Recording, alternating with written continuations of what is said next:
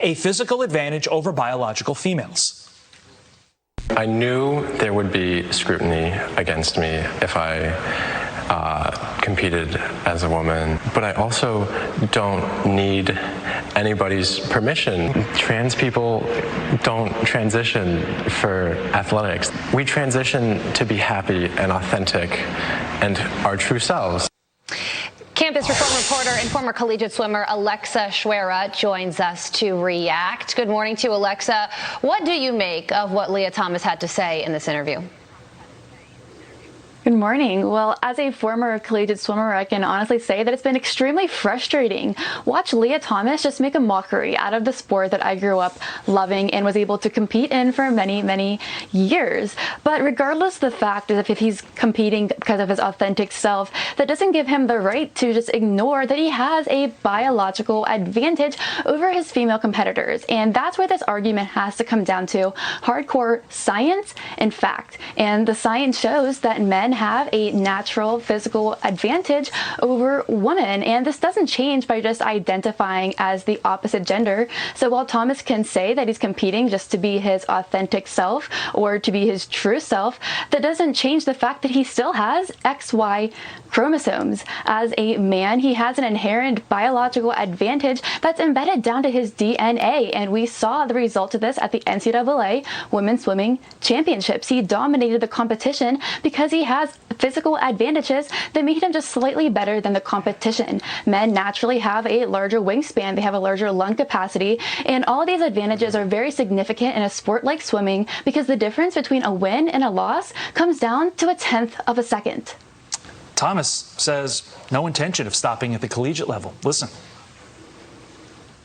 Are there Olympics in your future?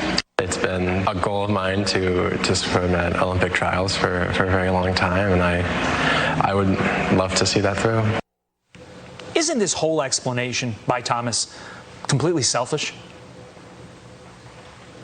It absolutely is selfish, and it's ignoring the root of the issue is that when men are allowed to compete as women, it's women who are being hurt. Women are being actively discriminated before our very eyes, and we need to immediately stand up and demand action. Men have a biological advantage that is embedded down to their DNA, and that doesn't change by just identifying as the opposite gender. We have to return this conversation to the truth, to the science that proves that there is an advantage between men and women. This isn't rocket science. This is science that's been taught since the early days in elementary school. Small children can tell the difference between men and women. And when the science is just tossed out the window, women are hurt, and women will continue to be hurt. Because Thomas was allowed to compete, Emma Wyatt had her national title stolen from her. Because Thomas was able to compete in March, Riley Gaines had to wait for her trophy to be shipped in the mail. This is insulting. And for Thomas just to say that it doesn't matter, that he doesn't have an advantage, is selfish, and it's insulting, and it's walking over all of the female athletes that he's stepping on in order to get to the top.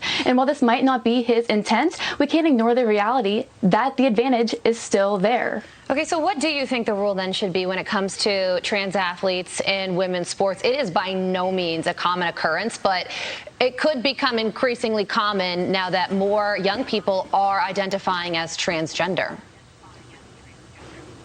Well, we have to take this conversation and bring it back to the root of the issue, is that when men compete as women, women are hurt, women are discriminated against. And we have to start this conversation early and just nip it in the bud, because you can't be inclusive while actively discriminating against the whole group of competitors. So the solution isn't rocket science. It's about returning integrity and fairness to the competition. So athletes with XX chromosomes should compete against athletes who also have XX chromosomes. Similarly, athletes with XY chromosomes compete against athletes with XY chromosomes. We have to return fairness to the competition, because that is where this issue is all coming from. It is not fair to make women have to make up for some biological difference that they have no control over. No amount of hormone suppression or gender therapy is going to change the advantage that's embedded into men's DNA. This issue comes for protecting fairness and integrity, and luckily we're seeing this being swept across the nation as 18 states have stand up and defended their constituents, saying that we are going to protect our women in a way that the NCAA obviously could not.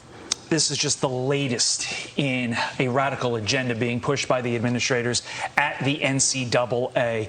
And it's so striking that this comes after Title IX, with all the advancements that women ultimately made in sports, in collegiate sports. To then have this chip away at that is shocking. And I know as somebody who has a daughter with one on the way, it's very concerning to the extent that my daughters were able to play collegiate sports. Alexa Schwerha, we appreciate your time and your insight. Thank you. Tricky conversation. All right. Thank you. Thank you, Alexa. First, Canada's Prime Minister announced a plan to freeze handgun sales in the country, and now the Canadian federal government approving a plan to legalize certain amounts of hard drugs like cocaine and meth.